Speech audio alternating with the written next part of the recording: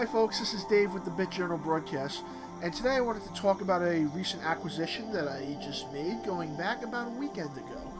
So, I was just able to acquire a game that I've been looking for a long time. This game right over here is, if I can focus that in the camera correctly, this is the King of Dragons, which was released originally in the arcades by Capcom back in the 1990s. And it was a precursor to games like Knights of the Round, and of course the infamous Dungeons & Dragons Chronicles of Mystara games, Shadows over Mystara, and the other Mystara game that came out that you usually see on download, and they also have a disc-based version for the PlayStation 3 that's only been released in Japan. I wanted to see how this game was going to play on the Super Nintendo because, interestingly enough, I've never had the opportunity to play the King of Dragons in arcades when I was younger because the arcade machine simply was never in the arcades that I had locally available to me. So I wanted to get the Super Nintendo version to try and play it and understand what it would have been like if I knew about that game back then and I got to play it on the home console after going through the hype of playing the arcade version. Now, interestingly enough, I know for a fact that if I would have seen this when I was younger, I absolutely would have started plugging quarters into the machine and I would have played it, and I would have been really happy waiting for a home port for this game. The only thing was I had a Genesis back in the day and I did not have a Super Nintendo, so I guess there's a reason for everything, folks. But yeah, I've got my copy of the King of Dragons right over here, ready to go. And one other thing, if you guys wanted to play the King of Dragons in this day and age and you didn't feel like spending a lot of money, another way to play this incredible game is there's actually 3 ways to play this game. You can play the arcade version on the Capcom Classics Collection Volume 2 on PlayStation 2. You can also play it on the Capcom Classics Collection Reloaded for the PSP, and you could play it on the Capcom Belt Action Collection that's on the Nintendo Switch as well. So, yeah, those are different ways of playing the game, but today specifically we're going to be focusing on the Super Nintendo version.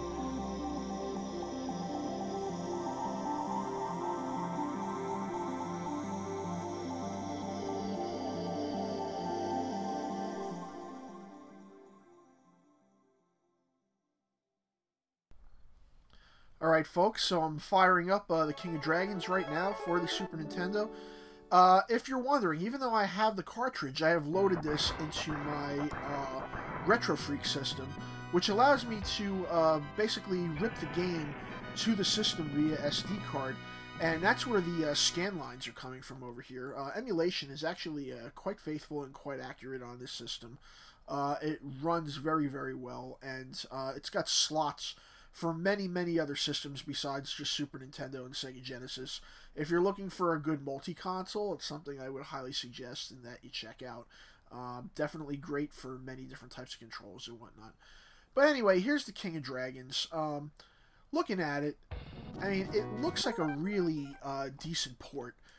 It looks like they had to make the sprites a little bit smaller so they could fit on the screen appropriately and so they could keep a decent gameplay speed going. I'm going to play as the fighter. So I just picked the fighter, I'm getting ready to go in, and here I am in the main stage. As you can see, it has a very Golden Axe-ish type look to it.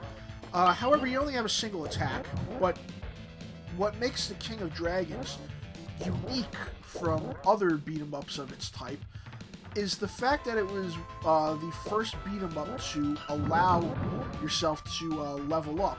So you gain experience points as you move along, and you defeat enemies and collect treasure in the levels. Getting your level up allows you to deal more damage to your enemies, and it also allows you to deal more damage with your magic spells. Now, you may have noticed that there's these orbs that I pull out on occasion that I can hit, and if I hit those orbs, it'll cast magic one way. Another thing that will happen is if I go ahead and I hit the X button here, it'll also cast some magic, but I will take some damage as a result since I didn't hit it from an orb. So right over here, what I want to do is I just want to defeat this enemy. And we got this ogre here with these morning stars I'm trying to defeat. And once I defeat him, there's one thing I definitely want to show you guys. So, I defeated the enemy over here. The Orc King has been defeated.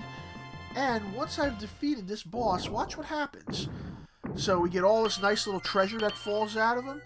And then I get an upgraded weapon right over here. So there we go. I got a brand new sword ready to go to attack my enemies with. So I can get into the old castle now. I'm running around on stage 2. And this game right over here, one thing oh, there's an orb, by the way, another magic orb.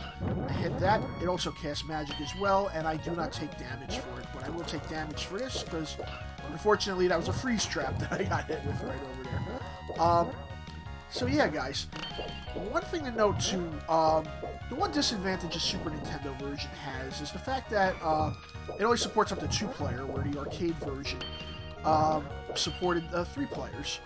However, one thing to note is that in the arcade version, while it did have the 3-player support, on the SNES version, while there was a 4-player adapter, you know, there definitely was a multi-tap made for the Super Nintendo. If any of you know, it's with the Super Bomberman set that came out a while back. But that was actually, it was actually very rare to find a lot of friends who had Super Bomberman. It was still a very niche item, even back then. So you didn't really have too many people who had multi-taps for their Super Nintendo, but if you're one of the lucky few to have that multi-tap, you could play multiplayer games on the system that supported more than 2 players. It's just that, I guess for a developer back then, it wasn't financially feasible because most games did not support the multi-tap back in the day, and because most games didn't support it back in the day, it wasn't being used as much, so that would have been extra time they would have had to put into the coding in order to have a 3-player versus a 3-player co-op mode versus just a 2-player that we have in the console. But still, though, considering what they were able to, what Capcom was able to put together for the Super Nintendo, this game is actually quite amazing looking. The sprites look really nice. I love the leveling up system. The bosses are really nice looking, really unique. Lots of dragons to fight.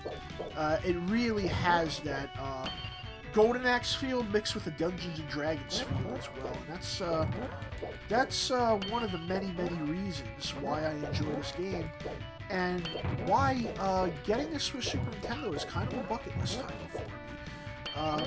You know, it's really nice to go ahead and have the disc on a collection, and it's really nice also to go ahead and maybe have it digitally, and that's cool. I certainly do not knock anybody who wants to play their games in a collection or digitally at all, but I really like to have the cartridge from the actual time period because it's a piece of history. You get to see just how much they were able to push the hardware by trying to take a game that would have been naturally more taxing on the system. And you get to see just how these developers push the limits of the console. And I always found that to be really interesting. Don't get me wrong, there's some horrible arcade ports out there for various consoles as well. I mean, Golden Axe on the Master System, for example, that happens to be one of them if you've ever had the opportunity to play that game. But in comparison, Chain of Dragons, this is a beautiful port. It may be missing a couple little details here and there, but it has all of the character classes, it has all of the weapons, it has all of the important stuff that makes the arcade version tick.